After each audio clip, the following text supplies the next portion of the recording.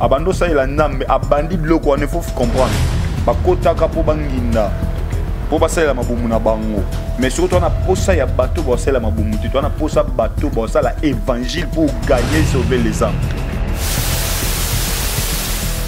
Internet au ça jamais tomber son pour ne déranger yani yandenge pasteur Mozibi a bien mal la réserve de l'Éternel yende mtami benga bo sinta me ça la réserve peut-être en tous qui message en Zambie pas naie par rapport à l'intimité na Zambie ici aux angaina na lo bagelo kwa chaque fois na tu lo bango un réserve de l'Éternel à cause ça comment Zambie sonné un réserve de l'Éternel à cause ça comment Zambie sonné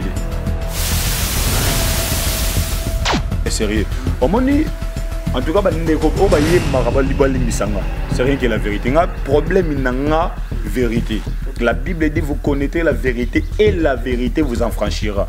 Il y a plusieurs musiciens chrétiens balata ba col pastoral ba comme ba pasteur yebi tuna bango qui les a établis comme état de ministre.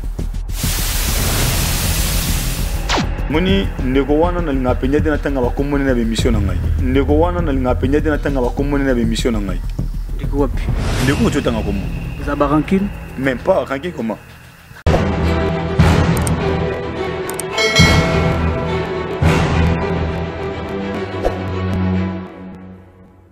Oui, merci d'être là encore une fois de plus. En tout cas, très ravi de vous savoir nombreux. Je vous dis un grand bonjour. Merci pour votre fidélité. En tout cas, c'est un grand plaisir de vous retrouver encore une fois de plus. Je suis Alfred MK, les diamants blancs, pourquoi pas la pierre précise. Là, je dis vraiment un grand merci à Claude, Bolsi qui est là derrière la caméra, pourquoi pas notre patron, notre boss, le brodeur Francisco d'Acosta et à tous les amoureux, il y a Diamant Blanc, donc merci en tout cas, nous avons partage et émission, merci beaucoup, merci pourquoi pas aussi Naba remarque Nabino, Naba suggestion, donc en tout cas cette émission je la dédie Naba Yanga, pourquoi pas vraiment Nina prêtre Kevin Zeba depuis France, pourquoi pas aussi à Olivier Diabanza, sans oublier les aides Toya, la patronne. Donc voilà, invité permanent dans Lelo, c'est un pasteur. Je ne suis pas pasteur, apôtre et tout, donc tu vois, il y a une émission sur place là. Donc voilà, c'est un homme qui parle bien. Waza vraiment la Bosine, bon Zambie, donc voilà, pourquoi pas tout le bilan. Ce qui se passe actuellement dans l'église, plutôt pas le côté de l'église en tout cas, j'avais reçu aussi tant de messages, pourquoi pas Alfred ou le pasteur, mais un peu pour éclaircir à ce qui se passe actuellement dans l'église. Donc côté des Manaïs, donc il nous avait répondu, donc et il nous a reçu actuellement, donc le pasteur Trésor. Bonjour Daddy. Bonjour papa Alfred, bonjour Balandinho soya GSM, bonjour na bato nyonso bapesi biso matoi ya kolanda biso na moment oyo bonjour. Merci vraiment personnellement en tout cas je suis tellement ravi, très ému vraiment ya koyamba yo na kati ya plateau na biso, surtout na kati ya GSM Info TV. Bonne santé. Ouais, ça va par la grâce de Dieu, Zamba so batela biso na sangolo parce que biso te vivre en Angola Nzambe. Donc par la grâce de Dieu ça va, santé ça très bien puis tout ça marche par la grâce. Boni musala Nzambe, boni ministère évolué ndeni. Ministère ça va, église charismatique le chandelier de vainqueur toti ko fêter qui 3e anniversaire église, c'était le 16 août. Donc ça y est 3 ans et molo na sangolo Nzambe Nzamba zo batela biso. Là j'ai profité après ça va ça la Nzambe nyonso ya église charismatique. Le chandelier de vainqueur Mbote, Zambenanga Apambola Bino, berger Diengando, berger Gabi Simbo, berger Jordi Masosa, berger Pierre Atibou, Nzambo Nasalelaka Apambola Bino, na Musala Malamoyo, bon Sala, sans oublier ma très chère épouse. C'est fort un message, je t'aime beaucoup.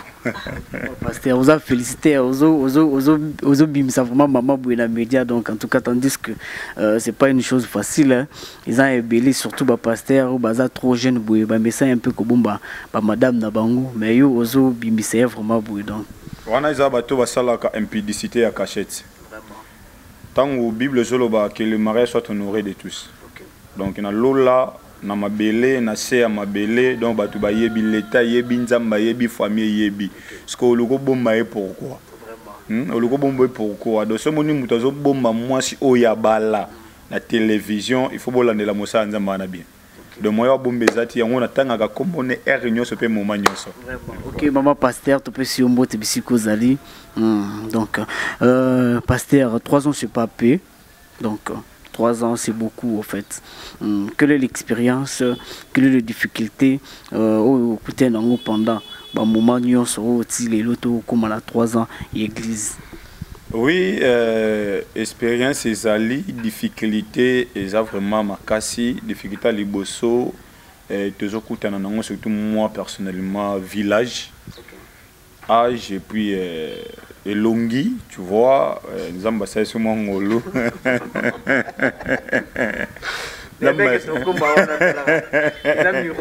bon elongi tana belongi moko comprendre donc display et ça vraiment et ça ba complication moko puis ba difficulté moto kuta nango et ça facilité batuba bandima yo mbala moko vous voyez parce que aujourd'hui il y a plusieurs personnes surtout na mboka na biso Congo ya malade ezaka na Congo so ba so moni pasteur aza bo asa ela nzambe ba traiter yo aventurier ba traiter yo escroc ba traiter yo ndumba tout consort be ba mutu na mutu na ba intention na ye pona ba ser mususu anu le bela bango lote donc bazo ya ba ko isa yo et puis difficulté ya makasi to kutana nango penza et dans le domaine financier et matériel moni musala nzambe ba tebele ba baati musala nzambe tambola na mbongo l'évangile c'est gratuit mais l'évangélisation c'est payant à mon de pour boya abu futi ba transport pour noter les manatés il y a un micro et un instrument et sur quoi biso boye tellement il y a pas de partenaires aux autres ça là bas il faut perso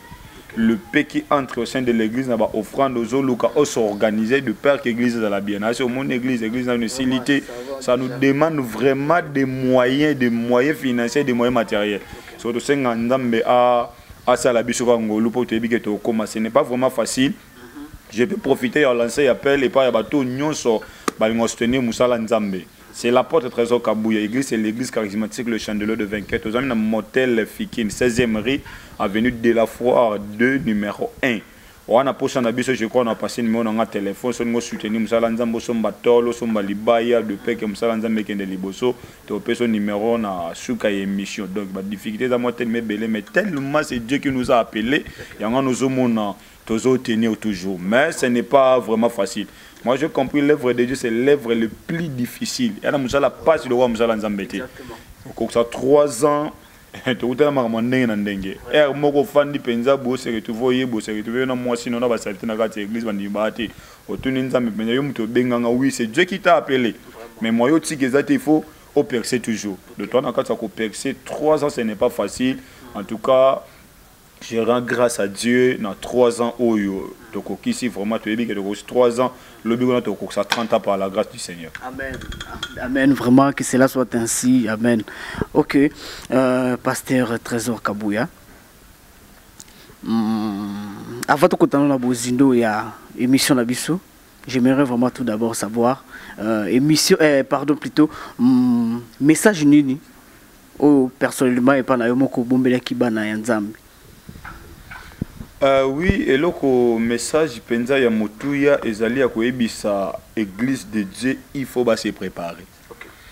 Ngai na ngofana na mingi na mission na nga et puis na message nzamba pesanga. Notre mission c'est préparer l'église dans l'enlèvement et dévoiler les antivaleurs au sein de l'église. Oui, lelo église à Congo potopoto koti makasi. Potopoto koti makasi surtout dans le domaine prophétique. Il y a plusieurs homme de Dieu ba bebisi musala nzambe yanga nozo mona biso lelo église de réveil ezal sous na poité na mboka na biso Congo église de réveil est sous na poité pourquoi parce que va ventirer ba comme métro. Marc chapitre 13 Bible zo ba Jésus-Christ a bisi ba disciples na bi plusieurs viendront sous mon nom ba sakola ba oteya ba ko prophétiser et comme atina niveau ba sala ba miracle na ba produire ba kitisipe moto yuti na lola ikiti bou.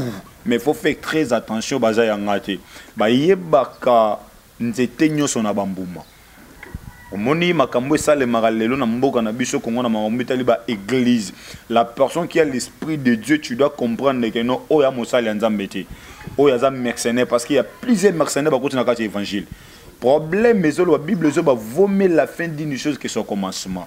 C'est ça le problème. Et ça n'a pas été tout à la bande de à chaque moment n'a pas la pitu mwanza. Ayema bi kalamingité to yeba ba ona bizana to ko kanga bangole to kanga moko moko.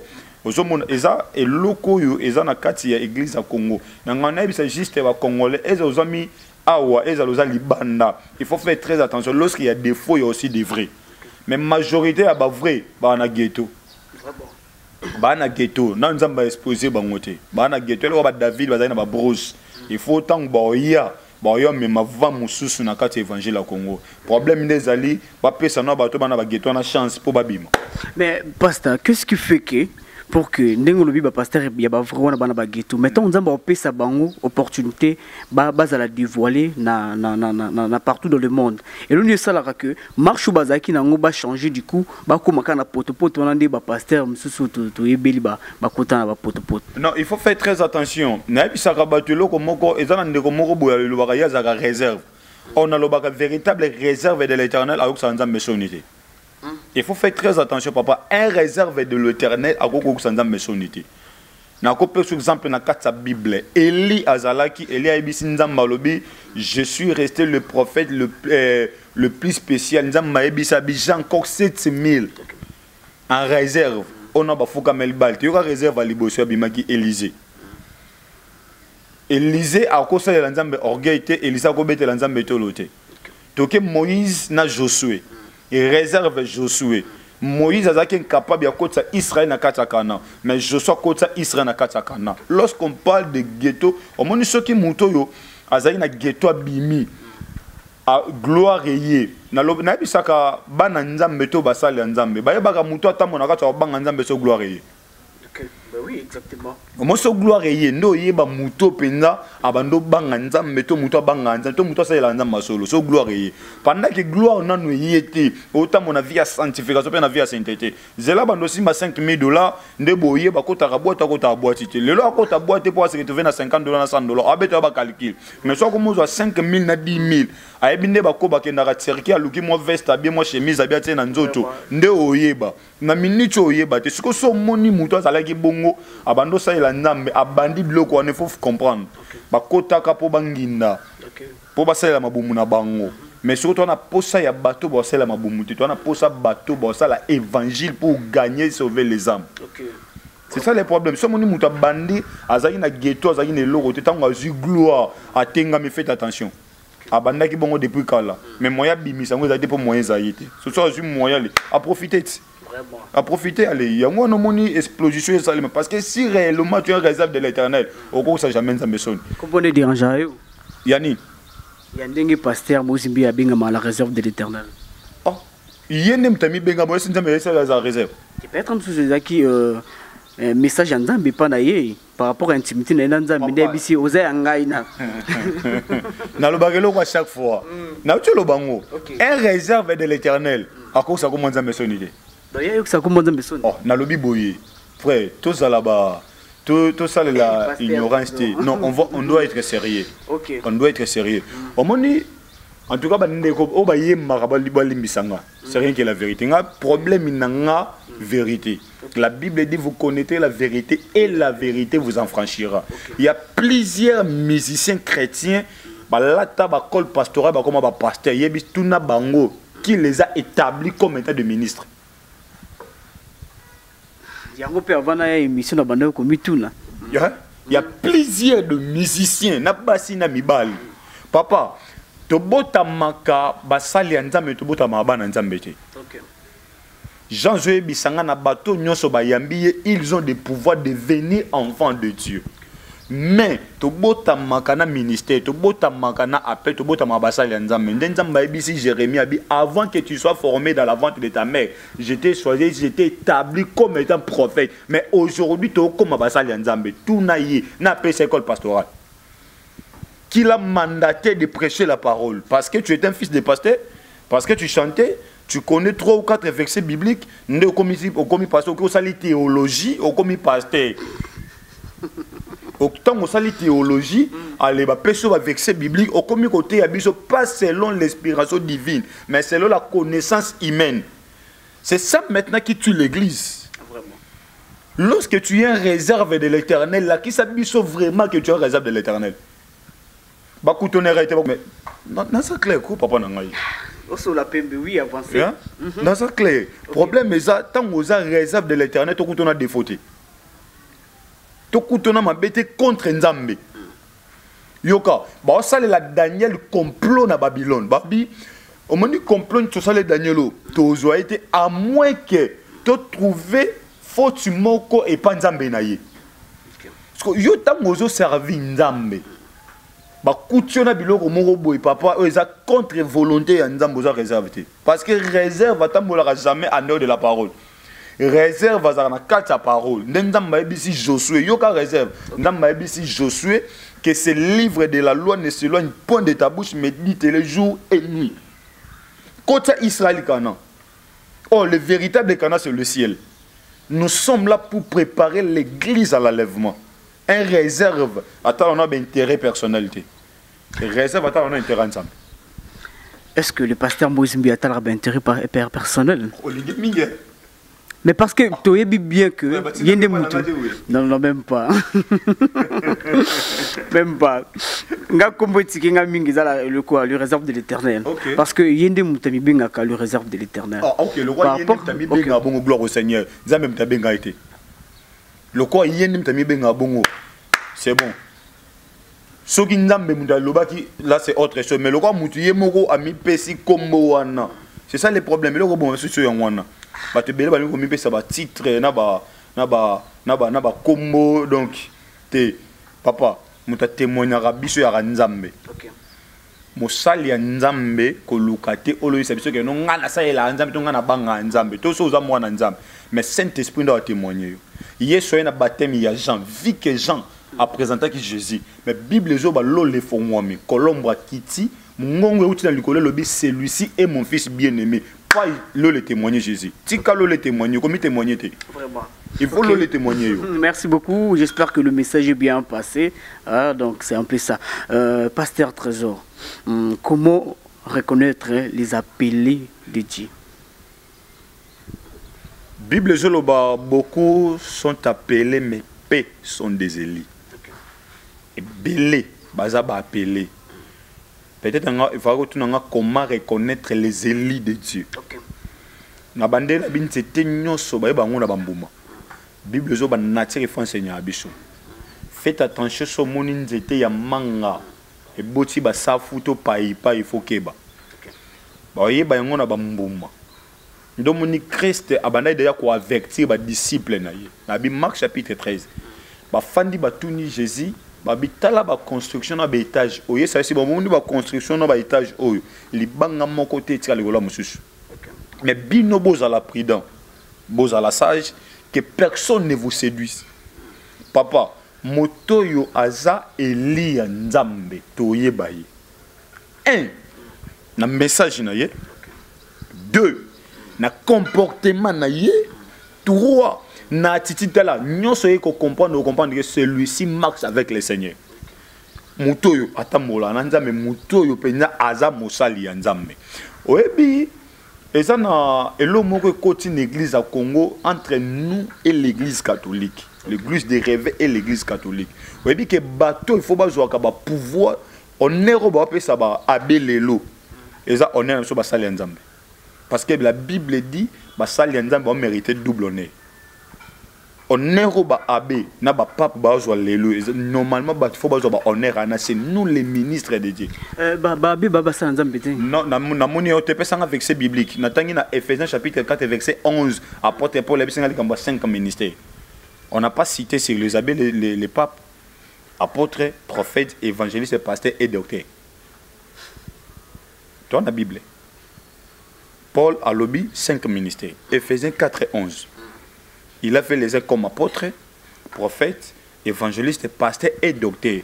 On n'a pas cité les abbés, on n'a pas cité le pape, on n'a pas cité les sangos ou les cardinals. Non. Exactement. La Bible exacte. On a cité que les 5 ministères, le ministère apostolique, le ministère prophétique, évangélique, pastoral et doctoral.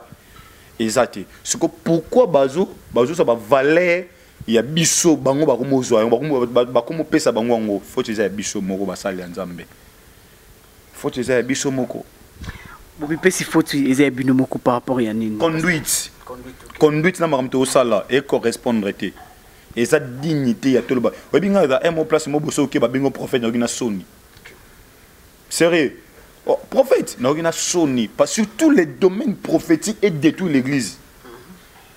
Tout le monde est devenu prophète.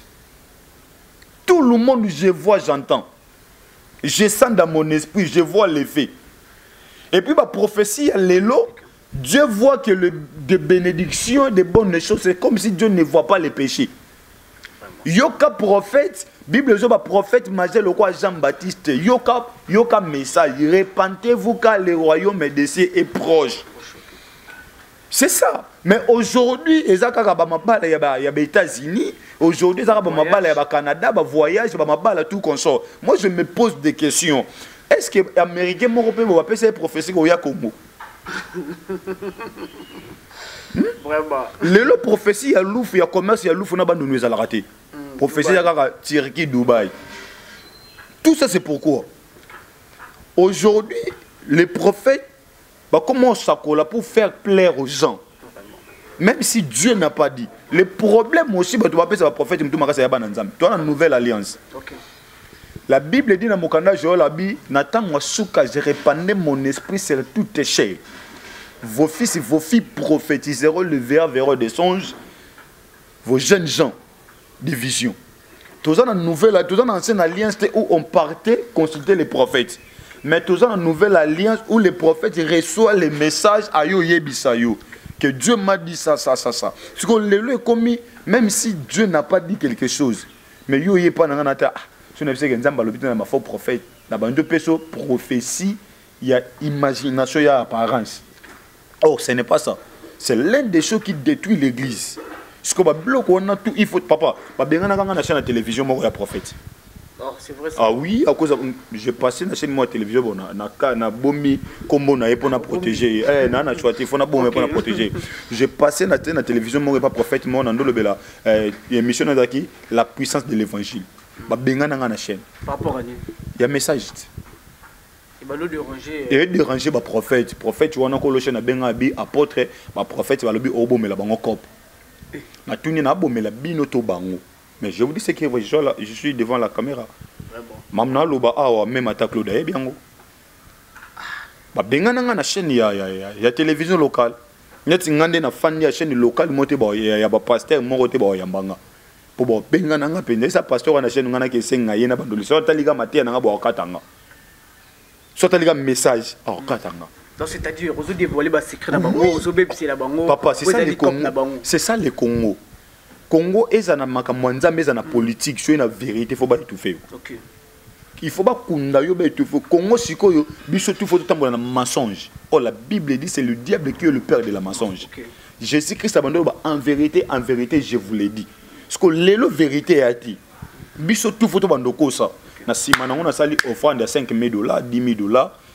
Bon, on peut s'offrande de 5,000, 10,000 mais amener ça sauver à quoi sert bon? Parce que si on a un niveau de réfléchir, l'église évolue. Vous comprenez? L'église est de liboso. C'est ça le problème. On a la chaîne de télévision. Mais je vous dis ce qui est vrai. On a les qualités.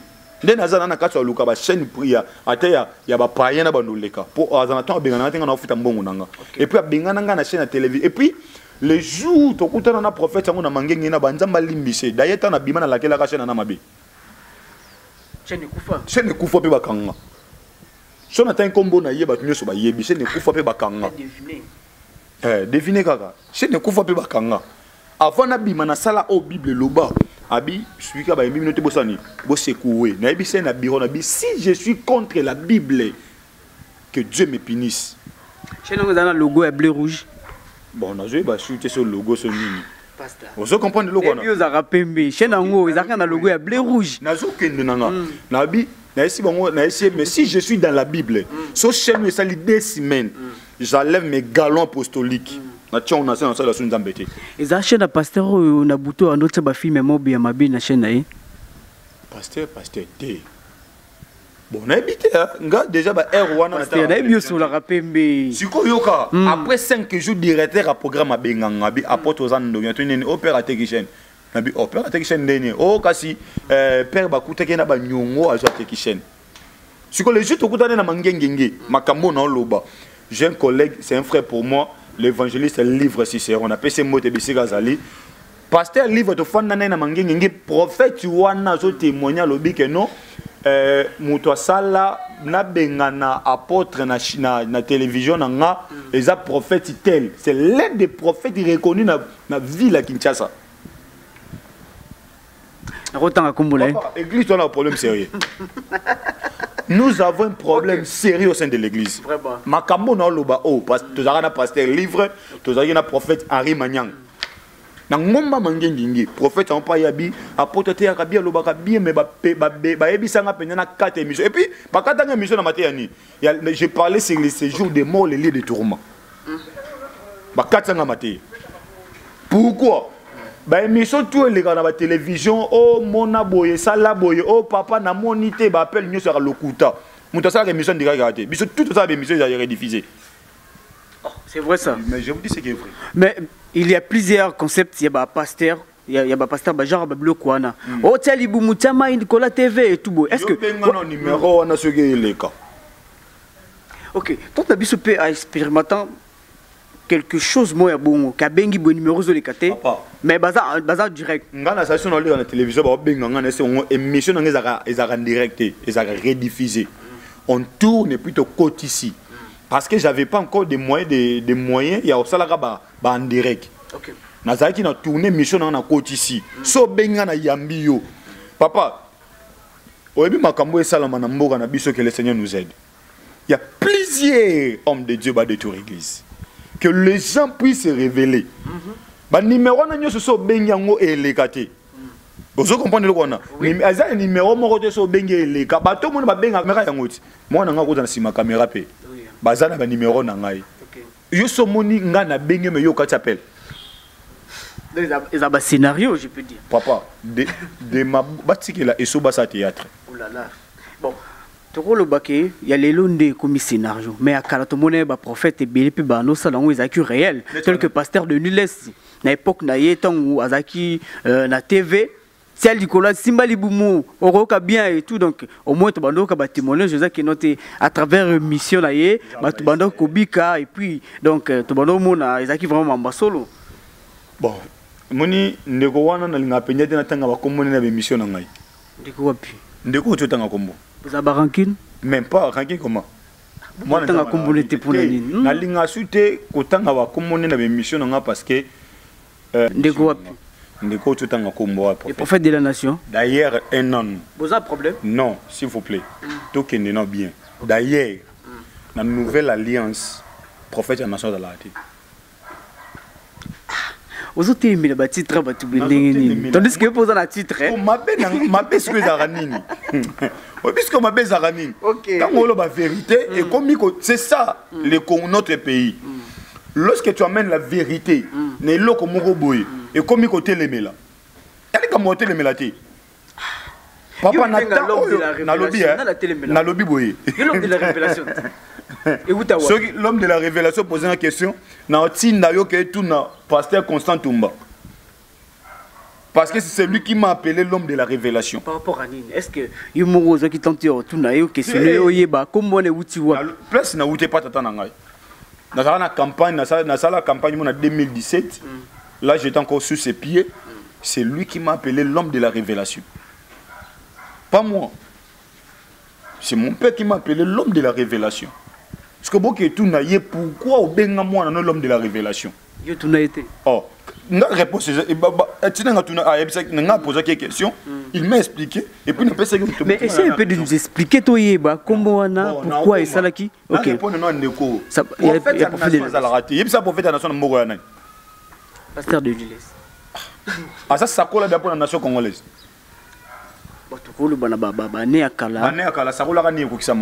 Parce que la Bible dit on connaît un vrai prophète par l'accomplissement. Mon sakola ça muto le marambe ko kisami a sakola ni pona Congo. asakoli pour un concert à faire à bet en piaga basuka ndeni et puis alors on a TV asuka ndeni nation ku tout pour un individu basuka ndeni résultat salama comment à l'école on a TV loba comment mutu c'est parmi des gens au yokisi évangile soni. Il a mené l'abomination au sein de l'église. L'abomination, s'il vous plaît. L'abomination, c'est trop dur. Je le répète, j'apaise mes mots. Le Messie a amené l'abomination au sein de l'église. Nous sommes mal réputés à cause de cet homme. Que le Seigneur bénisse encore plus tout Mwanza. Tokoye babango na bambuma. Nzete yeba na bambuma. C'est quelque chose qu'il avait commencé depuis. Mais les Congolais ne savaient pas. Et aujourd'hui, nous avons exposé. Nous avons étalé. Aujourd'hui, c'est comme le niveau, nous avons exposé. Mouton, ça a soi-disant mon salaire. Que comme le niveau, nous avons exposé. C'est-à-dire, nous avons levé la carte à cacher ici, mité, pour aller au bimi. Exposition. Bon, il y a une exposition pasteur Trésor. Mais pas d'ailleurs le Bakrizali, manière Moussousso Nzambe attaqué pour être évangile. Papa, quel évangile? Pourquoi tu as l'évangile, Makambo? Quel évangile? Hein? Quel évangile? Quelle manière? Est-ce que vous êtes capable de se défendre, de se vexer, de appuyer dans Bouzoba? Écoute-moi. C'est une personne qui a mis abomination au sein de l'église. Ils ont dit Papa, nous avons répété dans le bas. Au moins, parmi termes qui n'ont pas grand, ayok sa bon pinasoni. Na yebite penya et c'est une église en déroulant à 10 membres. Une église inaï. Hier le bas, azan ba membre belé. Ok, na oso comment on a déjà. Dans la comité mais la bémission. Ah na matete ah. Ah na matete. Arche de Noé. Ah na matete. Oh, ba namona même ba commentaire ya ba émission na ye. Bana na ye. Papa bana na ye wapi?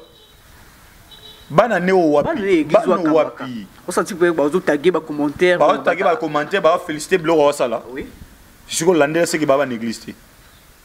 Landé la bien ce qui baba l'église. Na yebité na kati église ata na 10 membres. Na yebité. Église na studio na yebité so ata na 10 membres. Il y a studio le sous. Kasi. Tu as chambre salon studio, deux chambres salon. Yes ko na studio. Na yebité so 10 membres. Tant niveau bisika mta okende. Bisika mta wuti na bisika mta komi. Église ba sambela me bakangi porte.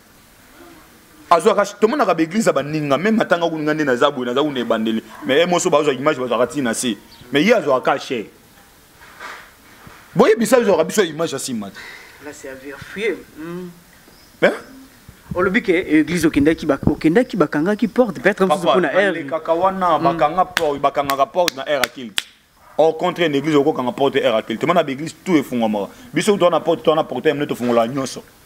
Bakanga peut-être sous R on ne pas que bata deuxième kilt baya kuta na retard na ndenge nini est-ce ya sala radé kilt penza papa ah tout sikako aza mutoyo amemi soni na évangile à Congo aza un prophète en nation té to bengete que prophète en nation na minute prophète en nation Saint-Esprit papa si le Seigneur m'a révélé des choses pour na mboka na pesi yango il faut na lo bagana prophète en nation.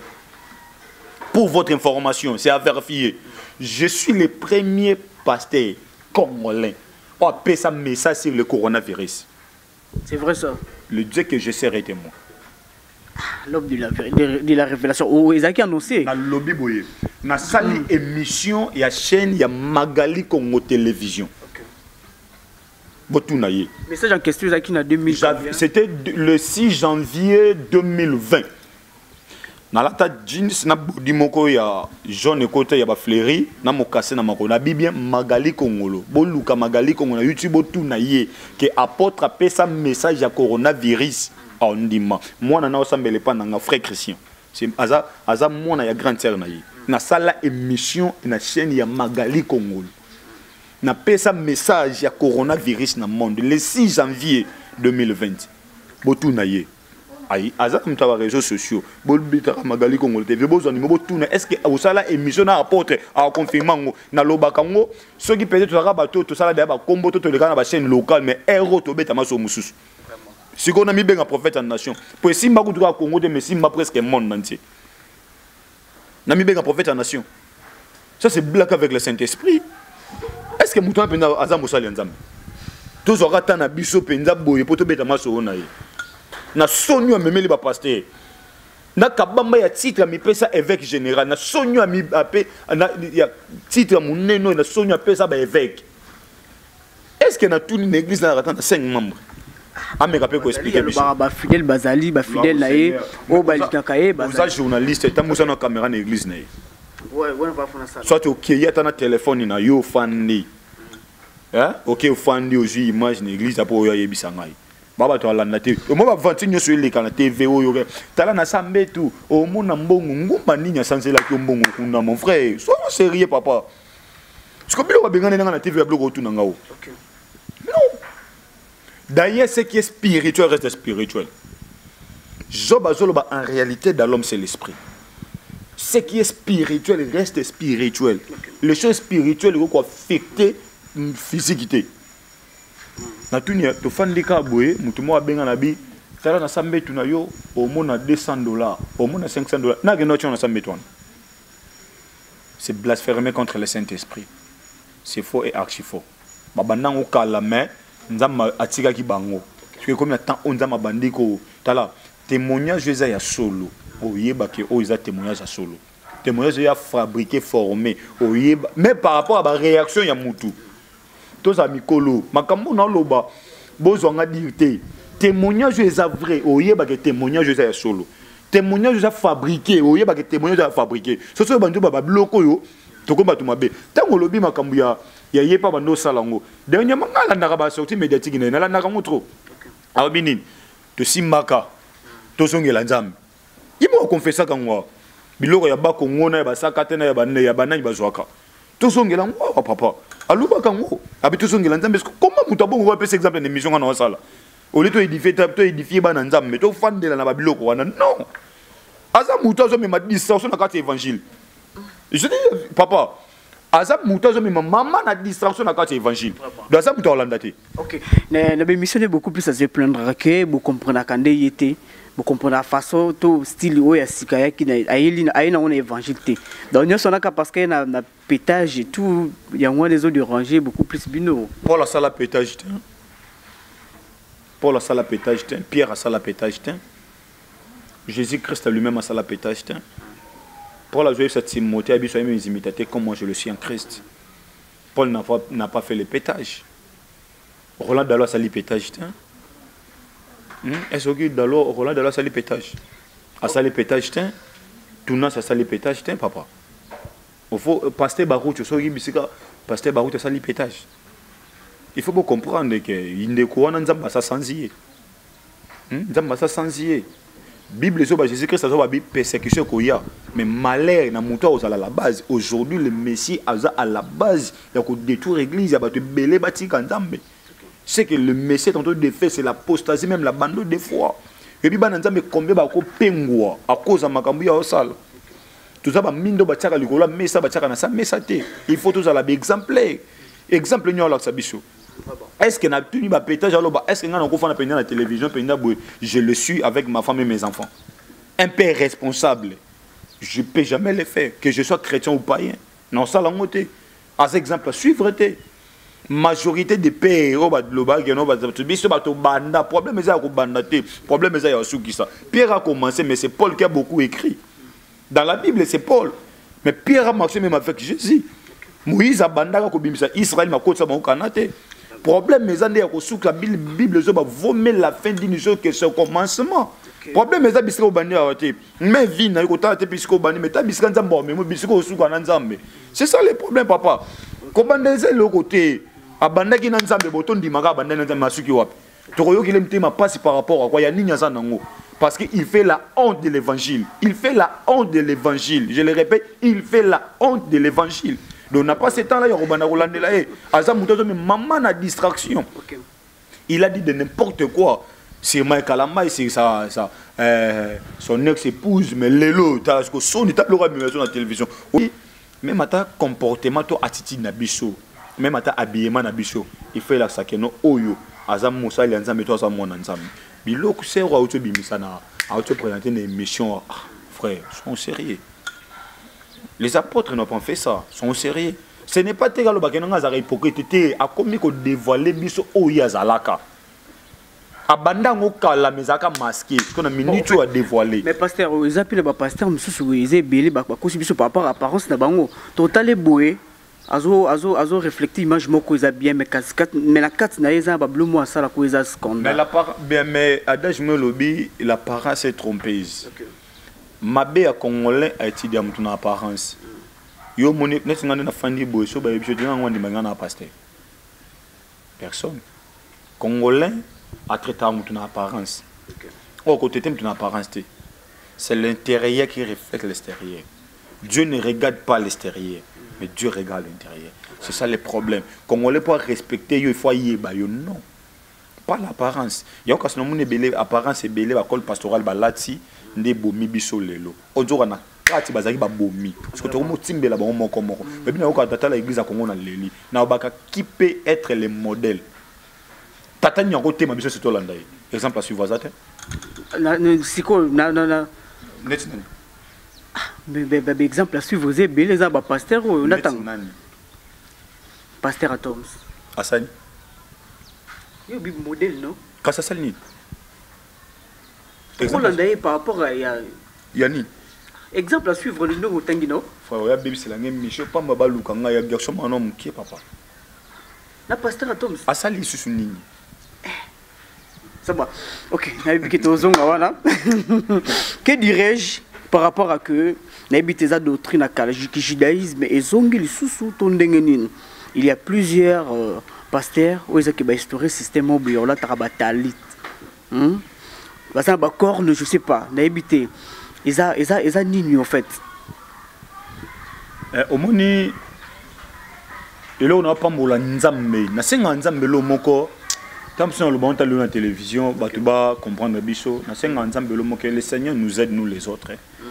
Après biso ba moyen financier, na matériel, tout mais capé ko pompager message. Un jour nous solo na collègue moi Moussa Nzambe ndo na ngai prophète Medi Aigle en église na Bandal na PC Mbote Bisika Zali na moi cinéma maman Naomi. To solo la na bisie il y a comme un changement dans le évangile. Tout ça, il y a même bon wana. Et ça, et là où il n'y a pas de pasteur à Congo, il y a pas de politicien congolais. Tout le temps, il y a déjà une idée de détruire, de voler, il y a comme ça. Mais personne qui vient pour à travers l'intérêt du peuple, à travers l'intérêt de la nation. Tout le monde a pour à travers l'intérêt de sauver les âmes. Nanginda nazala bien. Batu belé balé ko impressionner batu. Papa, toi on attend il y a Melchisedec quitté. Toi on attend il y a Saint-Esprit. Depuis Jésus-Christ tout est accompli, val il y a temple c'est kabwanaki. Les habits sacerdotaux n'est bon, tout on aussi maintenant ba talit tout que non ba toge. Ba toge, et ça ba habits sacerdotaux. Et là tamaka peut-être na ba cérémonie et puis ça obligatoire. Il y a une cérémonie surtout il y a une consacration ministérielle. Ndé muna tam susu ba tosa la ba habit sacerdotal. Et ça que dimanche na télémé na toge na banyo ça mais tout ça exemple. Bible zo ba na tire seigneur biso mais bande on so ba avocat. Ba zo ka toge na bango alati yango soka linya kota na cérémonie. Alati yango. Mais soka bimi asalini alongoli yango achona mutuka naye. Mais pourquoi pas biso peto ko za lo roi bango. Mais les lobato, je comme la tamana nyoso. C'est juste impressionner les gens. Tout ce qui est talit, papa, papa sanga vexé biblique, ils ont prié sur la talit. Exact. Ce sont les gens de Kabbalah juifs. Le judaïste est imposé à mon église à Congo. Natika le monde génération ni bisika la titalité. Natika le monde apporte tambuluko qui bisika la titalité. Natika le monde papa nkela ni bisika la titalité. Natika li komona barutika songo pasteur barutika songo bisika la titalité. Je n'ai pas vu ça. Mais pourquoi batu balingi ba impressionner biso? Bloc il y a bateau balataka bataliti, ce sont des gens déjà baza ba côté dans monde na Kabbalah juif. Aujourd'hui l'essence est développée. Tu dois prêcher Jésus autant que Jésus au ça comme nyonso. Mais bazana ba eloko moko boye ba tia frère nga ba yelanga biloko wana awa. C'est vrai ça. Moi je te dis le Dieu que je serai témoin. Depuis que dans un quartier où j'ai reçu les 3 pasteurs. Auto rapé baza ba pasteur ya ba to ka église minene. OK, so na mina cité ba kombo awa abomination. Je garde la personnalité. Pona kota na monde kabal jif. Yo ke lo ba yebisanga yi. Soki dadi ya yawa te yawa bu ale batu ba ton na ana tunisko intérêt na binoni na kati ba singa parents bazwaka amu moko. Je le dis na caméra. Yana moko na sopela ma na finga écoute na se wali boma ba amango eza yanga to ba amanzambe le Dieu que je serai témoin. Pour ni pona tambola na mutuka cher. Pour batu ba ton na l'église. Nano ke voyage nano ke ba poto, c'est comme si aujourd'hui Dieu ne bénit pas. National makambo na ka passe na mutema nanga. Est-ce que le Seigneur ne bénit pas? Na yamba bango 3 il y a des églises différentes. Moko tangela na pasteur na bango na église na bango. Et ça parmi les églises minene na lemba. Mais la plupart ils a lui mettaient moi lemba et tout. J'étais le premier pasteur, on appelle ça comme ça na li mettre église à malonge ça te bato boya ngai. Ba o nyoso ba ye oyo. Ba na sima. Ndeko évangéliste wa ya wa na sima. Na ramte liboso na lobaka. Surtout ça comme beauté. Toi, tu les gars la télévision, na on dit mal. Na saram tali bosso yo loba parce que moi le Seigneur m'avait parlé de ça. Lorsque Dieu m'a dit de bâtir l'église à limiter, na tout nzambe na limiter na banda wapi. J'ai cité les noms des pasteurs de première riz à 18e riz. Na auto benga ba église à minene na ba komba ba pasteur. Nzamba longola nga somo pesa nga ba vision moko na moko. Et dans l'église moko na limiter na kenda na kota penya na fanda penya na ba enseignement. Na zo vision na 4 église na mona église mo mwindu. Moi lumière mukie et puis la likola mutu nanga. Na moni cher nyonso makila, tapi nyonso makila. Basinga na lipera basinga bima o eza place noté. Na lo bona TV. Ce que biloko boton to lo bango et comme que non, a linga se faire voir pour ba mona. Est-ce que to lo ba véritable boye. Congolais to ko la vérité te. So na véritable boye comme nini. A tele me la baninga net ka moi ka ye wana ato fingi to critiquer nga. Est-ce que ba finga ba le ko soyi. C'est ça le problème. Le problème c'est ça to la sa bana nzambe vérité. Tout est la vérité. Si nous avons côté na kati ba kabal jif ba la ta talit wana ezaba ba kabato kabal peuple de Dieu ata leloté ata lobité un jour bondim ya ba to monde na kabal jif na ancienne alliance na nouvelle alliance kabal jif esani talit osani bon kola ta talit c'est bien et soit porter nini kozwa liseke ko beta nzamba yebisa mi abi rempli ta corps de lui va oindre le roi na ndako esayi. Donc, il que a pouvoir royal, mais pas sur l'onction ministérielle. Mais tant que mon image télémagie, il sait que a bêti point, bino bobeta maboko bo sepe la frère. Et ça mais pendant Paul n'a pas fait ça. Bateau mbenga ba apôtre imagine ba prophète majeur. Paul n'a pas fait ça, Élie n'a pas fait ça. Mais pourquoi il faut ça lango? Et puis, les esprits m'ont imposant au na kati église tellement espoir domination l'équipe makasi. Tout le monde acclame. Oh, derrière ça, il y a un esprit qui est derrière ça. C'est ce que je dévoiler le secret. Boulobi, le policier. Tu payes au Kangayo pour que tu as prison. Vous voyez, tu as comme bang pour la vérité. Tu as cette chaîne. Donc là, même à vie avec l'évangéliste Roger Baka. Donc voilà. Tu n'es pas à l'Obabo, on est au lobby. Gloire au Seigneur, à l'Obabo, te lobby, mais il parle trop. Il parle trop. Monsieur Yohana charlatan. Il parle trop, le monsieur. Mais à l'Obama solo la plupart. Quand l'Obama solo, il a bien été. La Bible, il a mon nom, l'Obama mingi, peso moura mingi. Pasteur. Ngate, mon nom, l'Obama mingi, et so moura mingi. À l'église, il a fait l'école. Oh, Christ viendra prendre l'église. Ce qu'on a fait, il a pasteur dans l'église. Bon, c'est-à-dire peut-être c'est trop dit, il a tel mais va pasteur va camarade âme va sauver âme. Pasteur il y a vraiment trop à parler donc c'est un peu ça. Mais pasteur ça va te bénir puis balandi va dire nayo moi également mais au bimisi mamba batalit et tout. Tout le pays par rapport à apparence de le bel qui va te juger mal par rapport à style ya souk nayo donc Tu as pasteur belé, tu as basu qui bouille, baza bata kokota kota et tout. Bon, on a vu ça bateau. On a même ata l'église n'est pas tout baga bouya. Na pasteur monté na Congo à Kolo Bamakambo na Lobaka.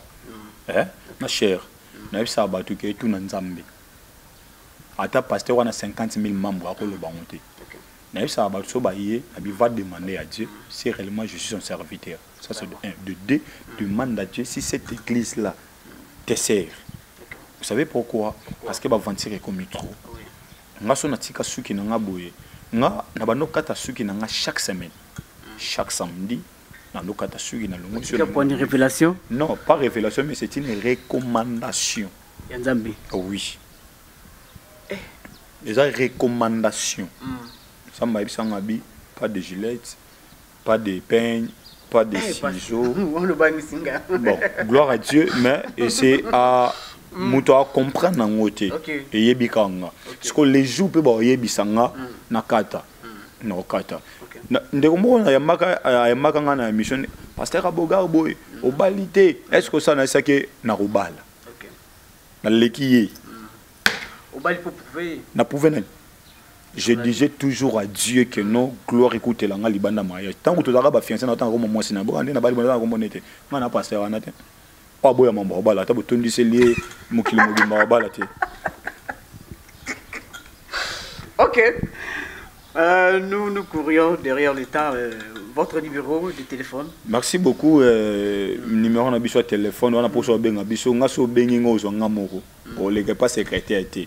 Non ya moti nga message na WhatsApp na ya mayo to attend solo là. Numéro sur téléphone ça plus 243 82 65 47 197 plus 243 82 65 47 197. Vous en avez pour soutenir Moussala Nzambe. On a pour soutenir Bisso. So bengi apporte trésor Kabuya aux Bisso. Tous amis limité 16e rue Motel Fekin avenue de la Foi 2 numéro 1. Tout ça mais la mercredi on a kit d'enseignement, vendredi kit d'enseignement puis combat spirituel, dimanche on a kit action de grâce puis adoration. Programme na biso yangwana na pamboli mutunyo salandi biso et puis vous s'abonner massivement à la chaîne Abisso. So bon pour ça bon mon Abisso na tindi vous s'abonner et je crois que je suis vraiment ravi il y a présence Nabino et puis na pesimbote na mon fils Gersham Kabuya et puis ma très chère épouse Sephora Messa Kabuya. Donc merci beaucoup. OK, merci beaucoup pasteur, merci vraiment d'avoir accepté notre invitation. Là parce qu'il y a des questions que tu posais tout de suite, il y a temps et tout. Donc merci à vous qui étiez là vraiment, vous étiez tellement nombreux. Donc n'hésitez pas de nous écrire vos suggestions et remarques. Je vous rappelle que c'était moi, Alfred Michael Diamant Blanc. Donc merci.